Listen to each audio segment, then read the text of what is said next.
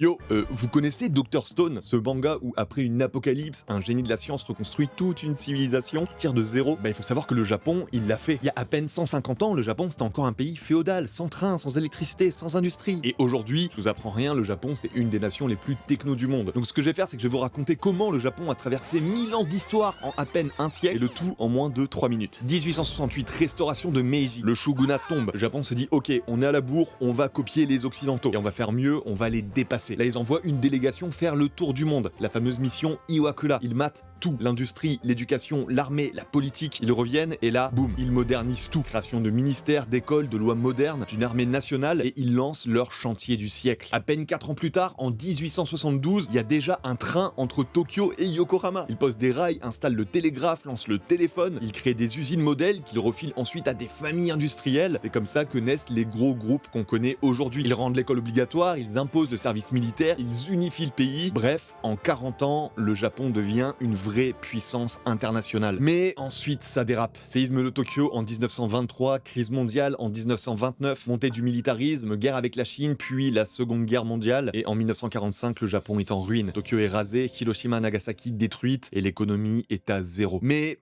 il en faut plus pour arrêter Senku, pardon, pour arrêter le Japon. Nouveau reboot. Les Américains occupent le pays, ils réforment tout, constitution, éducation, économie, puis arrive la guerre de Corée. Les usines japonaises bossent pour les Américains. Et là, c'est parti pour le miracle économique. Dans les années 60, le Japon cartonne. Croissance à deux chiffres, électroménager partout, autoroute, Shinkansen, les JO de Tokyo en 1964. Bref, le Japon brille. Dans les années 80, c'est la folie. Sony, Nintendo, Toyota, Walkman. Le Japon devient numéro 2 mondial derrière les US et surtout numéro 1 dans l'électronique et la robotique. Et encore une fois, tout ça en à peine un siècle. Alors aujourd'hui, le Japon reste leader mondial dans plein de domaines, la robotique, l'ingénierie, la mécatronique, mais faut rester honnête, il a quand même beaucoup perdu de sa superbe. Il est resté sur ses acquis des années 80-90, et pendant que la Chine et la Corée innovaient à fond, le Japon, lui, il a ralenti. Donc résultat, on a un pays aujourd'hui ultra moderne, mais moderne d'il y a 20 ans. Ça reste toujours impressionnant, mais c'est plus aussi futuriste qu'avant. Alors ouais, Dr Stone, c'est de la fiction, mais le Japon, c'est un véritable exemple de résilience et de révolution technologique. Et si vous avez kiffé cette petite leçon d'Histoire Express, allez découvrir Dr Stone, dispo chez Glénat, parce que ce que nous ont appris Senku et les Japonais, c'est qu'il suffit d'un petit peu de science